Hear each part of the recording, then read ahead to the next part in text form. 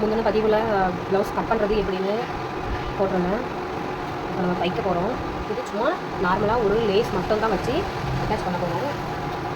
சேரீ வந்து இந்த கலர் தான். அடிக்கடி லேஸ் வந்து வாங்க போகணுமே அப்படிங்கிறதுக்காக நான் லேஸ் வந்து எல்லாமே வாங்கி வச்சுட்டேன். ஏன்னா துணி நிறைய தைக்க வர பட்சத்தில் 1 மீட்டர் 2 மீட்டர்னு வாங்குறதுக்காக அந்த டைமுக்கு வெளியே போகணும். அதனால் நான் என்ன பண்ணிட்டேன் அப்படின்னா, எனக்கு தேவையான லேஸை இதில் கொஞ்சமாக மதுரைக்கு ஒரு சின்ன பர்ச்சேசிங்காக வெளியே போக வேண்டியது இருந்துச்சு. அதனால் நான் இந்த மாதிரி லேஸ் எல்லாமே நான் வாங்கி வச்சுக்கிட்டேன். இந்த லேஸ் வச்சு தான் ஒரு லேயர் மட்டும் கொடுக்க போகிறோம். அது எப்படி கொடுக்குறதுங்கிறதையும் உங்களுக்கு நான் பார்க்குறேன்.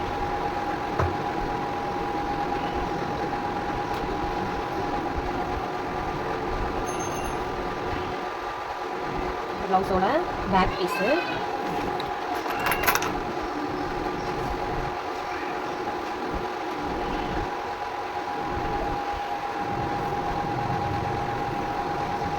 ப்ளவுஸோடைய நல்ல பக்கம் பகுதியை பார்த்து நான் லைனிங் பீஸை வைக்கிறேன். இது வந்து எம்மிங் பண்ணுறது கிடையாது. ஏன்னா லேஸ் வச்சு அட்டாச் பண்ணுறதுனால நான் அடிச்சுட்டு மாற்றி எடுக்க போகிறேன். பாருங்கள்.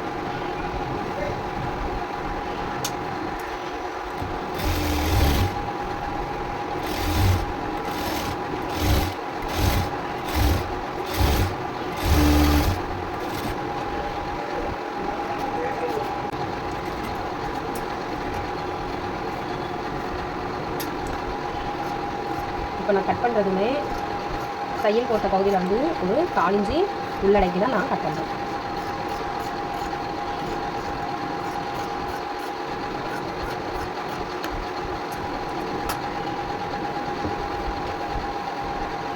அதே மாதிரி இந்த வளைவு பகுதியில் சின்னதாக கட் பண்ணிக்கோங்க.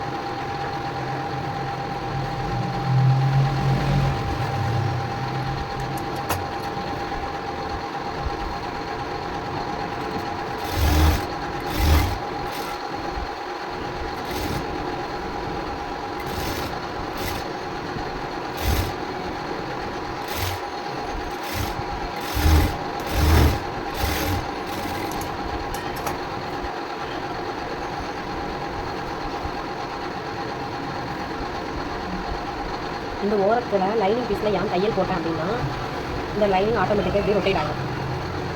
நமக்கு ஃப்ரண்ட்டில் இதில் பார்க்கும்போது லைனிங் பீஸ் வந்து தெரியாது. தையல் வந்து நீட்டாக இருக்கும். இப்போ இதுக்கு மேலே இன்னொரு தையல் வந்து போடணும்.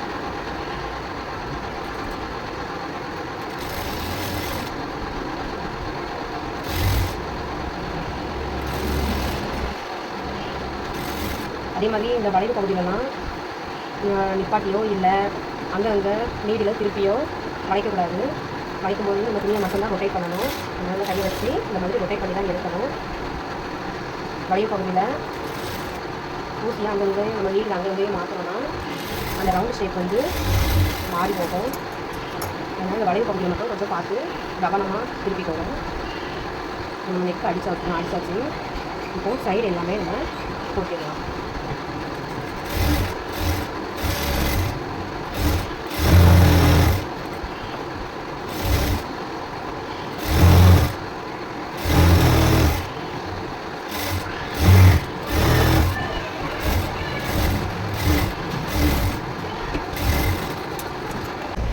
இந்த 2 இன்ச்சு மடித்து வைக்கணும்.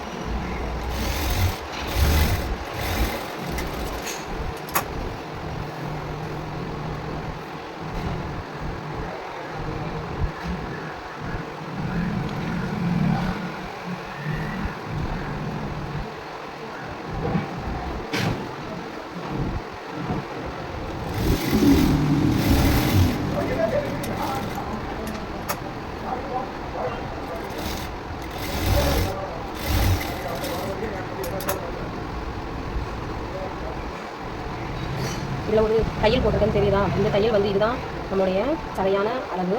இனிமேல் நம்ம ஃப்ரண்ட் பார்ட்டு தைச்சி அதில் மார்க் பண்ணும்போது இந்த தையலுக்கு மேலே தான் நம்ம ரிட்டன் தையல் போடணும். அப்படி போடும்போது இன்னும் ஃபினிஷிங் வந்து கரெக்டாக இருக்கும். இது தையல் எல்லாம் அதாவது ஃபினிஷிங் எல்லாம் முடிஞ்சதுக்கப்புறமா லைட்டாக அயன் பண்ணிக்கணும். அயன் பண்ணும்போது இன்னும் இந்த ப்ளவுஸ் வந்து நீட்டாக இருக்கும். இப்போ எனக்கு பேக் பீஸ் வந்து முடிஞ்சுது. அடுத்து ஃப்ரண்ட் பார்ட்டு எடுக்கும்போது இந்த ஷோல்ட்ரு பிசுறு தெரியாமல் இருக்கிறதுக்காக ஒரு சைடு மட்டும், அதாவது வலது பக்கம் மட்டும் நம்ம அட்டாச் பண்ணிவிட்டு இடது பக்கத்தில் இருந்து நம்ம லேஸ் வைப்போம். இடது பக்கத்தில் இருந்து லேஸ் வச்சு வலது பக்கம் முன் பகுதிக்கு கொண்டுட்டு வருவோம். அதுக்கப்புறமேட்டு தான் இந்த இடது பக்கத்துடைய ஷோல்டருக்கு நம்ம அடுத்த பீஸை நம்ம அட்டாச் பண்ணுவோம். இப்போ நம்ம அதை எப்படி அட்டாச் பண்ணலாங்கிறத பார்ப்போம்.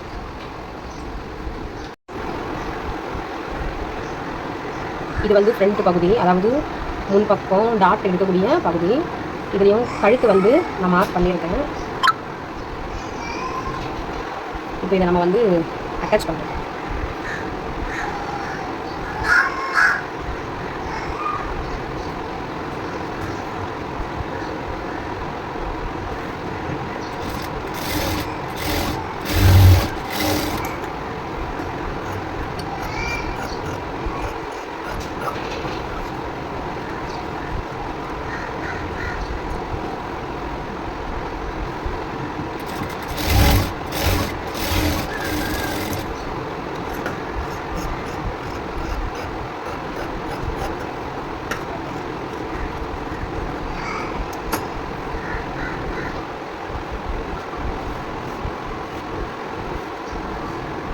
இப்போ இதில் தான் நம்ம லேஸ் வந்து வைக்க போகிறோம்.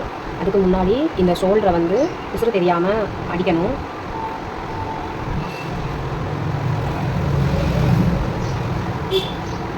பிசுறு தெரியாமல் அடிக்கிறதுக்கு இந்த 2 பீஸையும் ஒரே மாதிரி வைக்கணும். ஒரே மாதிரி வச்சு இந்த ப்ளவுஸ் பிட்டும் ஒரு பக்கத்துக்கு இருக்கணும். அதே மாதிரி லைனிங் கிளாத்தும் ஒரு பக்கம் இருக்கணும். உங்களுக்கு தெரியுதா? இது ஒரு புத்தக வடிவத்தில் ஓப்பன் பண்ணுற மாதிரி இருக்கும். நம்ம ஏற்கனவே பேக் பீஸ் வந்து நம்ம அட்டாச் பண்ணி தான் வச்சுருக்கோம். ஃப்ரண்ட் பார்ட் வந்து ஷோல்டரில், அதாவது கழுத்து பகுதிக்கு தையல் போட்டிருக்கோம் ஒரு 4 இன்ச்சுக்கு. அந்த 4 இன்ச்சு தையல் போட்ட பகுதியை ஒட்டி தான் நம்ம இந்த பீஸை வச்சு ஓப்பன் பண்ணுற மாதிரி நம்ம வச்சுருக்கோம். இப்போ இதை ரிப்ளேஸ் பண்ணிவிட்டு இதில் தான் நம்ம தையல் போடணும்.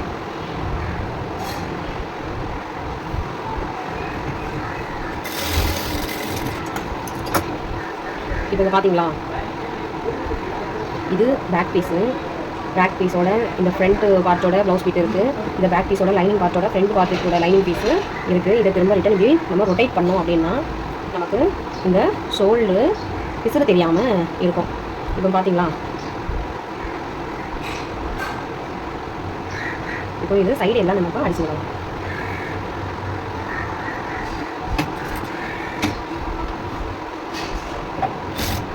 பொதுவாகவே இந்த லேஸ் வைக்கும்போது இந்த மாதிரி வலது பக்கம் ஷோல்டருக்கு ஜாயின் பண்ணிவிட்டு வச்சோம் அப்படின்னா நமக்கு ஒரு நேரத்து வேலையோட இது முடிஞ்சுது. அப்படி இல்லைங்கிற பட்சத்தில் ஷோல்டர், அதாவது பேக்குக்கு அட்டாச் பண்ணி அதுக்கப்புறமேட்டு ஃப்ரண்ட்டுக்கு அட்டாச் பண்ணி அதுக்கப்புறம் ஷோல்டர் வந்து அட்டாச் பண்ணுவீங்க. அந்த ஷோல்டர் அட்டாச் பண்ணும்போது ஷோல்டரில் பிசுறு அதிகமாக தெரியும். அதே மாதிரி இப்போ நம்ம லேஸோ ஏதாவது துணி பீஸோ நம்ம வச்சு டிசைன் கொடுக்கும்போது அது இன்னும் அசிங்கமாக தெரியுங்கிறத விடையும் ஷோல்டர் பகுதியில் கனம் கொஞ்சம் அதிகமாக கொடுத்த மாதிரி இருக்கும். கனம் அதிகமாக இருந்துச்சுன்னா ஷோல்டரில் கொஞ்சம் அமுகும், அது கொஞ்சம் பெயினாக இருக்கும். ஆனால் இந்த மாதிரி நீங்கள் தைக்கும்போது அந்த ஷோல்டரோட பிசுறு பகுதி எல்லாமே உள்ளே போயிடும். உங்களுக்கு ஃபினிஷிங்கும் நல்லாயிருக்கும். இது இந்த மாதிரி நார்மல் ப்ளவுஸுக்கு மட்டும் இல்லை, மாடல் ப்ளவுஸுக்கு கூட இந்த மாதிரி ஷோல்டரில் பிசுறு தெரியாமல் ஷோல்டர் ஜாயின் பண்ணலாம். நார்மல் ப்ளவுஸுக்கு மட்டும் இந்த மாதிரிலாம் தைக்க முடியும்லாம் கிடையாது. எல்லா ப்ளவுஸுக்குமே இந்த ஷோல்டர் பிசுறு தெரியாமல் நம்ம வந்து தைக்கலாம். அப்படி தைக்கிற பட்சத்தில் துணி ஃபினிஷிங் வந்து நல்லாயிருக்கும், அழகாக இருக்கும் பார்க்குறதுக்கு. ஃப்ரண்ட்லேயும் பேக்லேயும் பார்க்குறதுக்கு அருமையாக இருக்கும். இப்போ நம்ம இதில் லேஸ் வைக்கலாம்.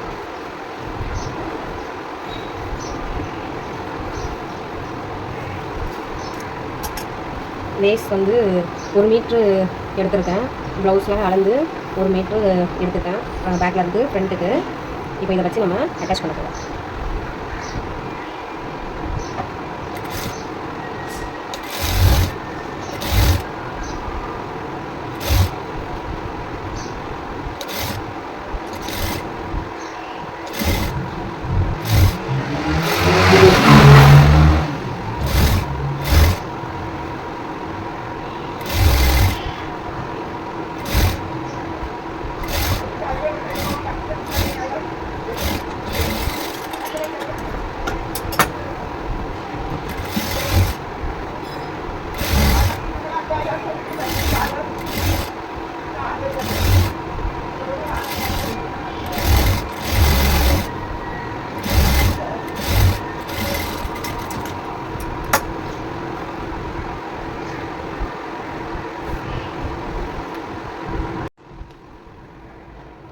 இப்போ பார்த்தா உங்களுக்கு தெரியும், பேக்கில் இருந்து ஃப்ரண்ட் வரைக்கும் அட்டாச் பண்ணியிருக்கிறது.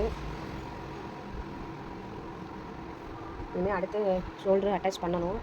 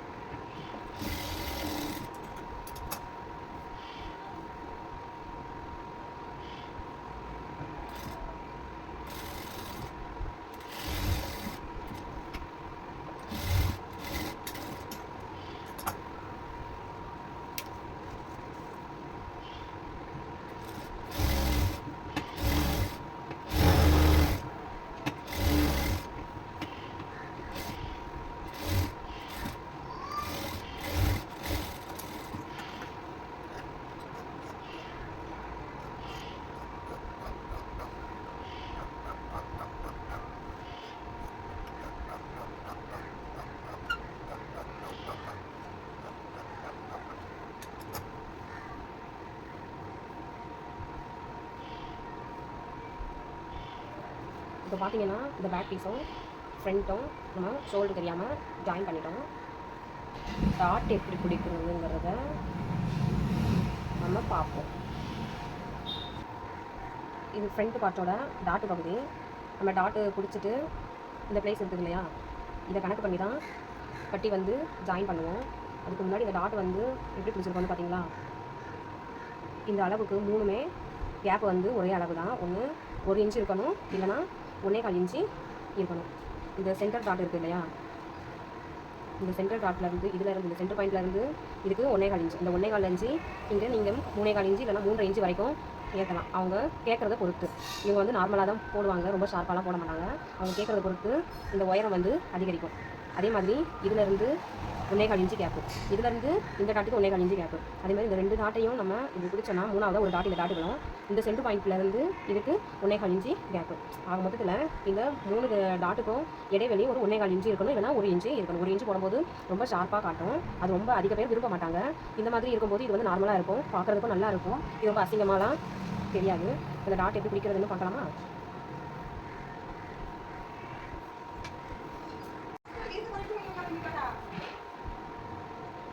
இந்த நடுப்பகுதி இருக்குது இல்லையா, இதை கனெக்ட் பண்ணி தான் நம்ம ஃபஸ்ட்டு டாட்டு பிடிக்க போகிறோம். இது 3 டாட் ப்ளவுஸ்ன்னு சொல்லுவாங்க. இதில் மொத்தம் 3 டாட் இருக்கும். சிங்கிள் டாட் வச்சும் போடலாம். அடுத்த ப்ளவுஸு போடும்போது சிங்கிள் டாட் எப்படி போடுறதுங்கிறத நான் காட்டுறேன். இந்த நடு சென்ட்ரு பகுதி இருக்குது இல்லையா, இந்த பகுதியை இதை சமமாக வச்சுட்டு இதில் இருந்து ஒரு 1.25 இன்ச்சு நான் மார்க் பண்ணிக்கிறேன். இந்த 1.25 இன்ச்சிலேருந்து தான் நான் ஒரு 3.25 இன்ச்சு மார்க் பண்ணி ஷோல்டர் போட்டுக்கிறேன்.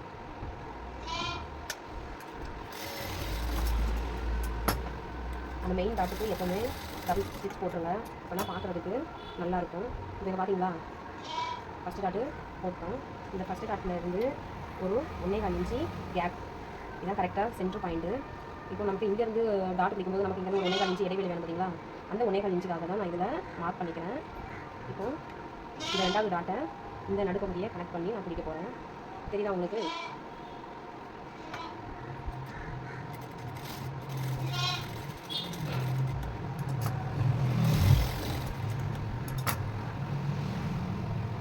இங்கே 1/4 இன்ச்சு கனெக்ட் பண்ணி இங்கே வரும்போது துணியோட ஒட்டி வந்தாதான் இங்கே வந்து எந்த ஒரு குத்தும் இல்லாமல், அதாவது எந்த ஒரு கேப்பும் இல்லாமல் ஃப்ளாட்டாக இருக்கும், பார்க்குறதுக்கு நல்லாயிருக்கும். இல்லைனா இது மொத்தமாக நீங்கள் இப்படி பிடிச்சிட்டிங்க, இதுலேயும் மொத்தமாக பிடிச்சிட்டிங்கன்னா இதில் லைட்டாக அந்த மாதிரி சுருக்கடிக்கும்.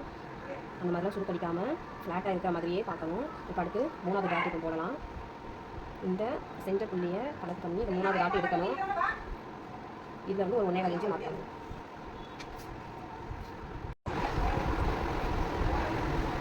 இப்போ பார்த்தீங்கன்னா 3 டாட்டும் பிடிச்சாச்சு. டாட் இப்போ ரெடி ஆகிடுச்சு. டாட் போட்டதுக்கப்புறம் ப்ளவுஸை வந்து இப்படி வச்சு பார்த்தீங்கன்னா தெரியும், அம்சமாக அழகாக அதோட பொசிஷனில் இருக்கும். அதுமாதிரி டாட்டு பிடிச்சிட்டு இந்த மாதிரி சும்மா ஃப்ளாட்டாக வச்சுட்டு அளவு எடுக்கக்கூடாது. டாட்டை கரெக்டாக இந்த மாதிரி தூக்கி விட்டுட்டுங்க பட்டிக்கு எவ்வளோ பீஸ் தேவைங்கிறதையும் பார்க்கணும். அதே போல் ஃப்ரண்ட்டுக்கு ஆம்கோல் பக்கம் எவ்வளோ பாயிண்ட் இருக்குங்கிறதையும் பார்த்துக்கணும். இந்த ஷோல்டரை கரெக்டாக வச்சுட்டு நம்ம பேக்கில் ஒரு அடி போட்டுருக்கோம் இல்லையா, அந்த அடி அந்த மாதிரி மார்க் பண்ணிக்கோங்க. இந்த மார்க்கிங்கில் ஃப்ரண்ட்டு ஆம்கோல் பகுதியை கரெக்டாக வைங்க. கரெக்டாக வச்சிங்கன்னா இதில் மார்க் வரும். இதுதான் ஃப்ரண்ட்டில் பிடிக்கக்கூடிய தையல் பகுதிக்கு உண்டானது. சரிங்களா? இந்த பட்டி கையெல்லாம் பொறுத்ததுக்கப்புறமேட்டு நம்ம அதை பார்க்கணும். இப்போ பட்டி எப்படி ஜாயின் பண்ணணுங்கிறத பார்க்கலாம். இப்போ பார்த்தீங்கன்னா பட்டி வந்து நான் இந்த மாதிரி தான் ஜாயின் பண்ணுவேன். ஒரு பட்டி வந்து ஃபிட் பண்ணிட்டேன். இந்த பீஸ் வந்து என்கிட்ட இதே பீஸ் இதே கலர் இல்லை, அதனால் வேறு பீஸ் தான் போட்டிருக்கேன். உள்ளே போட்டால் வெளியே வந்து கலர் வந்து தெரியக்கூடாது. இப்போ தெரியாத அளவுக்கு பீஸ் வந்து எது போட்டால் தெரியாதோ அந்த மாதிரி போட்டுக்கணும்.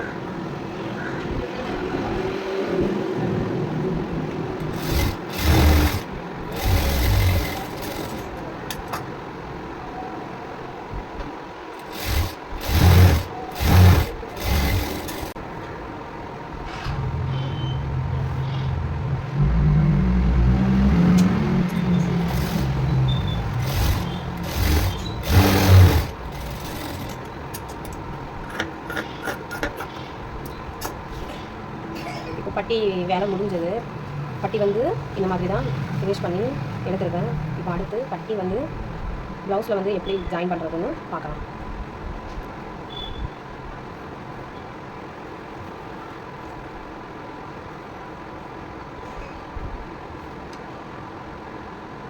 இந்த பட்டியை இந்த மாதிரி பேக் அளவில் சமமாக எடுத்து வச்சுக்கணும். இந்த ஷோல்டர் பகுதியும் கரெக்டாக எடுத்து வைக்கணும். அதே மாதிரி இந்த டாட் இருக்கு இல்லையா, இந்த டாட்டை கரெக்டாக இப்படி தூக்கி விட்டுக்கணும். இந்த ஷோல்டரு, இந்த ஆம்ஹோல் சைடு, இந்த பட்டி. இப்போ நம்ம ப்ளவுஸ் போடும்போது இந்த பொசிஷனில் தான் இருக்கும். இதை வந்து சும்மா நார்மலாக ஃப்ளாட்டாக எடுத்து பட்டி பீஸ் வந்து அளவு எடுத்தோன்னா இந்த சைடு அப் அண்ட் டவுன் வரும். இந்த மாதிரி நம்ம அளவு எடுக்கும்போது அப் அண்ட் டவுன் வராது, கரெக்டாக இருக்கும். ஃப்ரண்ட்டில் இந்த பக்கம் வந்து தூக்கிட்டுலாம் இருக்காது. இப்போ இதில் குட்டி குட்டியாக ஒரு டாட் போட்டுக்கலாம். இதுதான் பட்டியோட அளவு. நான் இப்படி தான் எடுத்தேன். எனக்கு இப்படி எடுக்கும்போது எனக்கு கொஞ்சம் ஈஸியாகவும் இருக்குது. எந்த ஒரு அப் அண்ட் டவுனும் இல்லை, பார்க்குறதுக்கும் நல்லா இருக்குது. பட்டியும் கொஞ்சம் கனமாக இருக்கிறதுனால இந்த ஜஸ்ட் பகுதி வந்து ரொம்ப கீழே வந்து இறங்காது, ரொம்பவே கம்ஃபர்டபுளாக இருக்கும்.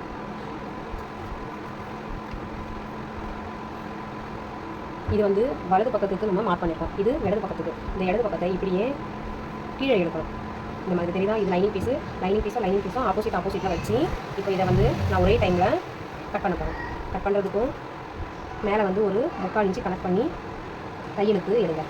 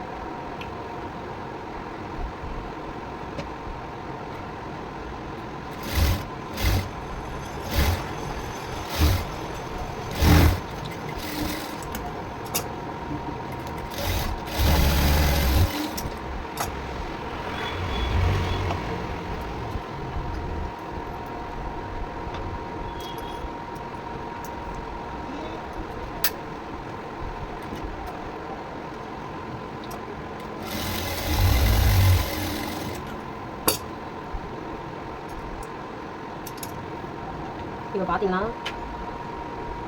உங்களுக்கு தெரியுதா? பட்டி வந்து ஒரு சைடு ஜாயின் போட்டாச்சு.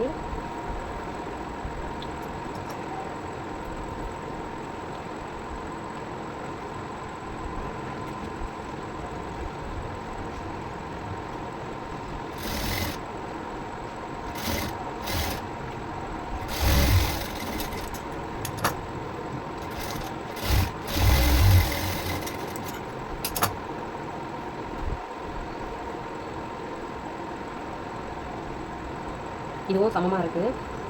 பட்டியும் நம்ம பொருத்திட்டோம். இந்த மாதிரி தான் பட்டி வந்து பொருத்தணும். இந்த மாதிரி பட்டி பொருத்தி பாருங்கள், ரொம்ப நல்லாயிருக்கும். அப் அண்ட் டவுன் வராது, சரியாக இருக்கும். கை வந்து அட்டாச் பண்ணிட்டோம். இப்போ கையை வந்து ப்ளவுஸில் வந்து எப்படி ஃபிட் பண்ணுறதுன்னு தான் பார்க்க போகிறோம். இது சென்டரில் குட்டியாக அட்டாக் போட்டிருக்கேன். இது வந்து இடது பக்கத்துக்குள்ள கைக்குள்ள பீஸு, இது வலது பக்கத்துக்குள்ள பீஸு. குழி வந்து இந்த மாதிரி முன்ன பார்த்து தான் இருக்கணும். ப்ளவுஸில் ஃபிட் பண்ணும்போதும் இது வலது பக்கத்துக்கும் இது இடது பக்கத்துக்கும் தான் ஃபிட் பண்ணணும்.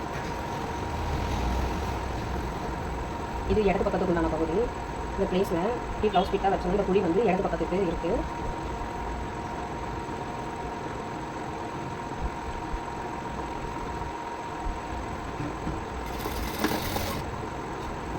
இந்த கை பீஸ் அட்டாச் பண்ணும்போது மட்டும் கொஞ்சம் நிதானமாக அட்டாச் பண்ணுங்கள். பீஸை பிடிச்சி இழுக்கவும் கூடாது. நிதானமாக பொறுமையாக வைக்கணும். இதெல்லாம் அங்கே சூப் அடிச்சிடும்.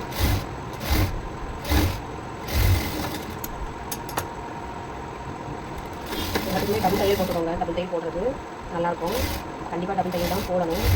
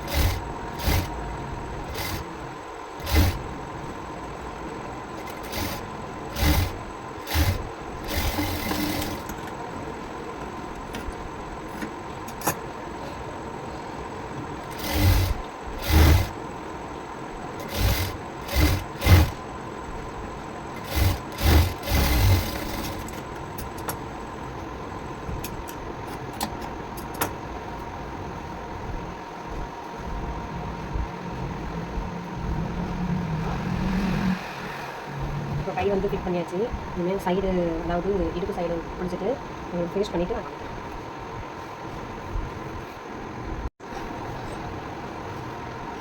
இப்போ இதுக்கு வந்து இனிமேல் நம்ம சைடு அட்டாச் பண்ணிட்டோம்னா அந்த ப்ளவுஸோடைய வேலை முடிஞ்சது.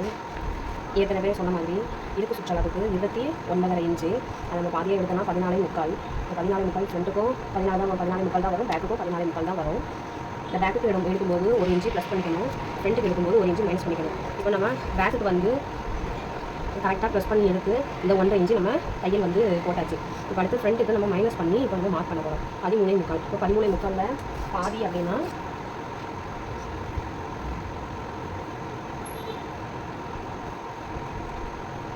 6.25க்கு ஒரு பாயிண்ட் எடுக்கக்கூடிய ஃப்ரண்ட் பக்கத்தில் இருக்கக்கூடிய அளவு. அதேமாதிரி இங்கே வந்து நம்ம அளவு எடுக்கும்போது ஒரு பக்கம் லைட்டாக மார்க் பண்ணி அளவு எடுத்தோம் இல்லையா, அந்த பாயிண்ட் எவ்வளோ இருக்குதுன்னு பார்த்துக்கோங்க. 1.5க்கு ஒரு புள்ளி. அப்போ அதை இந்த பாயிண்ட் வச்சுக்கோங்க.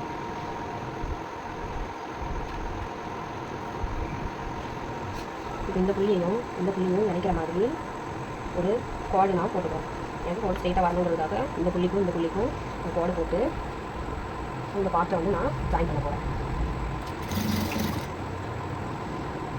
இது வந்து தடவி பார்த்தாலே தெரியும் அடியில் இருக்கக்கூடிய தையல் பகுதி எங்கே இருக்குது அப்படின்ட்டு. இப்போ நான் இதை கை வைக்கிற இடத்துல தான் பேக்குடைய தையல் பீஸு இருக்குது.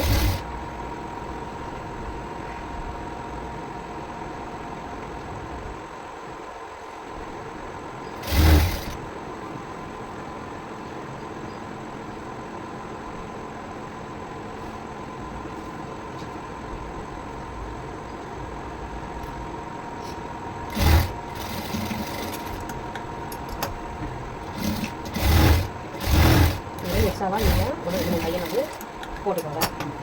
மற்ற தையல் நம்ம தையல் போட்டு முடிச்சிட்டோன்னா இந்த ப்ளவுஸோட வேலை முடிஞ்சிருக்கு. தையல் போட்டதுக்கு அப்புறமேட்டு உங்களுக்கு காட்டணும்.